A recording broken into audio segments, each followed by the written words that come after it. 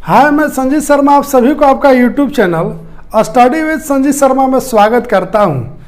चलिए, हम लोग प्राचीन इतिहास के बारे में पढ़ रहे थे, जिसमें मैं आपको बताया था कि हड़प्पा सभ्यता, आर्य सभ्यता, बौद्ध धर्म, जैन धर्म, मौर्य काल और गुप्त काल प्राचीन इतिहास में मेरे द्वारा पढ़ाया जाएगा।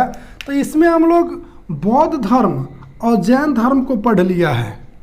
बौद्ध धर्म और जैन धर्म को पढ़ लिया है। अब हम लोग आज आर्य सभ्यता के बारे में देखेंगे, जो बहुत ही महत्वपूर्ण है। तो आर्य सभ्यता से जिस प्रकार से प्रश्न पूछा जाता है, हम लोग पहले एक झलक के रूप में उसको देख लेते हैं, इसके बाद विस्तृत रूप से पढ़ना शुरू करेंगे। तो देखिए, आर्यों का आगमन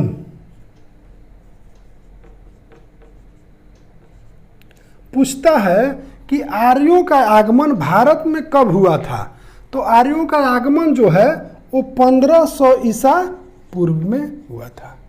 यानी आर्यों का आगमन भारत में कब हुआ? 1500 ईसा पूर्व में हुआ, जो सबसे ज़्यादा प्रश्न पूछा गया है। इसके बाद आर्य भारत में आकर सर्वप्रथम कहाँ बसे थे? तो पंजाब में।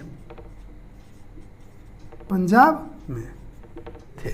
देखिए, आर्यों की जो भाषा थी वो संस्कृत, यानी आर्यों का भाषा क्या थी? संस्कृत। बहुत महत्वपूर्ण है। इसके बाद आर्य का जो समाज था, आर्य का जो समाज था वो पितृसत्तात्मक था। पितृसत्तात्मक,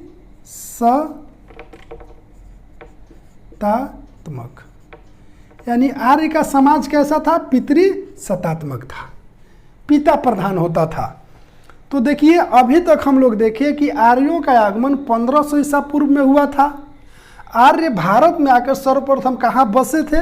पंजाब में बसे थे। आर्यों का भाषा क्या थी? संस्कृत। आर्य का समाज किस प्रकार का था? पितृसत्तात्मक था। इनकी जो सभ्यता थी, आर्यों की सभ्यता जो थी वो ग्रामीण सभ्यता, ग्रामीण सभ्यता, यानी आर्य सभ्यता किस प्रकार के थी? ग्रामीण सभ्यता। ये मुख्य रूप से पशुचारक थे। पशुचारक मुख्य रूप से क्या थे? पशुचारक। कभी कभी पूछ देता है कि आर्य पशुचारक थे, आक्रमणकारी थे, इस प्रकार से बहुत सारा ऑप्शन देगा। तो आपको दिमाग में रखना है कि आर्य मुख्य रूप से क्या थे? पशुचारक थे, आक्रमणकारी नहीं थे। इसके बाद देखिए, आर्यों का मुख्य पेशा क्या था? मुख्य पेशा पशुपालन। पशुपालन, पशुपालन। अब इसके साथ कृषि, गौण कार्य कृषि था। छिपी हुई कार्य क्या था? कृषि। पशुपालन मुख्य कार्य था। इसके बाद जब इनको चांस मिलता था, अवसर मिलता था, तो कहीं कहीं वो कृषि कर लेते थे। तो बताइए, आर्यों का मुख्य पेशा क्या था? पशुपालन। इसके बाद कृषि। आर्य मुख्य रूप से क्या थे? पशुचारक थे, आक्रमणकारी नहीं थे। आर्य सभ्यता किस प्रकार के थी? ग्रामीण सभ्यता थी। आर्य का आगमन कब हुआ था? 1500 ईसा पूर्व में हुआ था। देखिए, आर्यों द्वारा खोज की गई महत्वपूर्ण धातु, बहुत महत्वपूर्ण है। आर्यों द्वारा खोज की गई महत्वपूर्ण धातु क्या था? सबसे ज्यादा प्रश्न पूछा गया है वो है लोहा। लोहा। तो आर्यों द्वारा खोज की गई महत्वपूर्ण धातु क्या था? लोहा। आर्यों का प्रिय पशु, प्रिय पशु और प्रिय देवता, प्रिय देवता। कभी कभी पूछ देता है कि आर्यों का प्रिय पशु क्या था? इंद्र। तो प्रिय पशु घोड़ा, प्रिय देवता इंद्र। देखिए, एक बार पुनः देख लेते हैं। आर्यों का आगमन कब हुआ था? 1500 ईसा पूर्व में हुआ था। आर्य आकर भारत में सर्वप्रथम कहाँ बसे थे? पंजाब में बसे थे।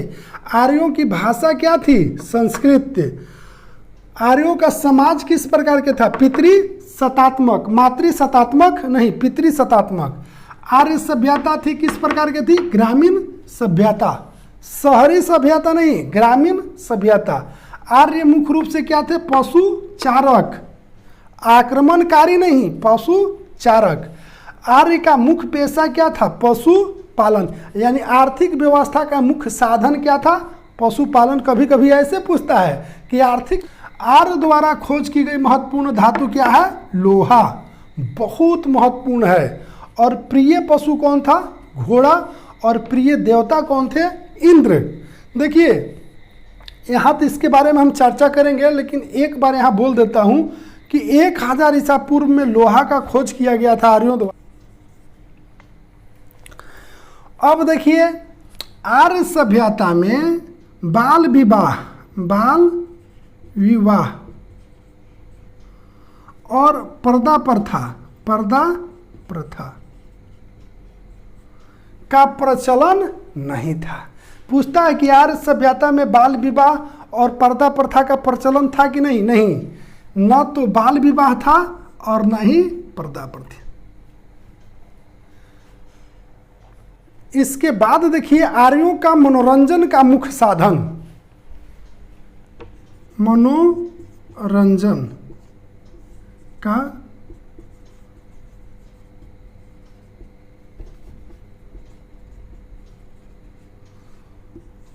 आर्यों का मनोरंजन का मुख्य साधन क्या था?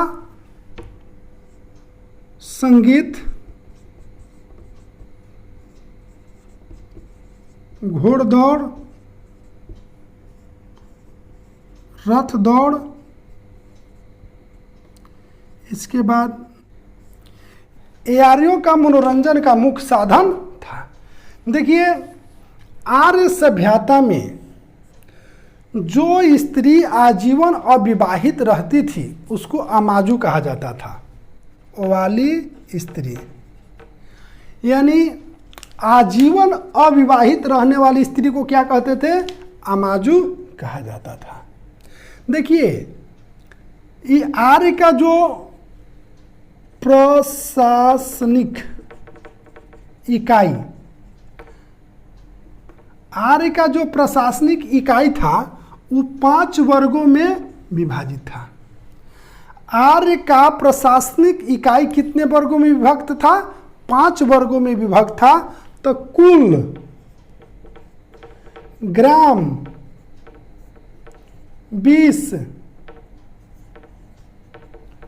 जन और राष्ट्र। तो पूछता है कि क्रम से बताएं, सबसे छोटा कुल, इसके बाद ग्राम, इसके बाद 20, इसके बाद जन, इसके बाद राष्ट्र। यानी ऐसे भी आपको याद हो जाएगा, कुल ग्राम 20, 20 ग्राम, तो कुल ग्राम 20, जन राष्ट्र। तो सबसे छोटा कौन था? कुल। और सबसे बड़ा कौन था? राष्ट्र। यानी आर्यों का प्रशासनिक इकाई कितने भागों में विभक्त था? 5 भागों में विभक्त था, जिसको याद कर सकते हैं। कुल ग्राम 20, कुल ग्राम 20, जन और राष्ट्र। तो ये जो एक परिवार होते थे, तो परिवार के पूरा समूह को कहा जाता था कुल, और उसका जो मुखिया होता था वो पिता होता था, जिसको कुलप कहा जाता था। कुलप, यानी कुल के प्रधान को क्या कहते हैं? कुलप। इसके बारे में चर्चा आगे करेंगे। केवल इतना जानिए कि आर्य सभ्यता में प्रशासनिक इकाई 5 वर्गों में विभक्त था, जो इस प्रकार से कुल, ग्राम, 20, जन, राष्ट्र। तो आर्य सभ्यता के बारे में हम लोग नेक्स्ट क्लास में विस्तृत पढ़ेंगे। सिर्फ अभी एक झलक दिखाए थे कि मैं आर्य सभ्यता शुरू कर दिया हूँ। देखिए यहाँ से प्रश्न अक्सर पूछा जाता है, सिर्फ ये मैं अभी बताया हूँ। तो चलिए, धन्यवाद, थैंक यू। नेक्स्ट क्लास में हम लोग देखेंगे विस्तृत रूप से।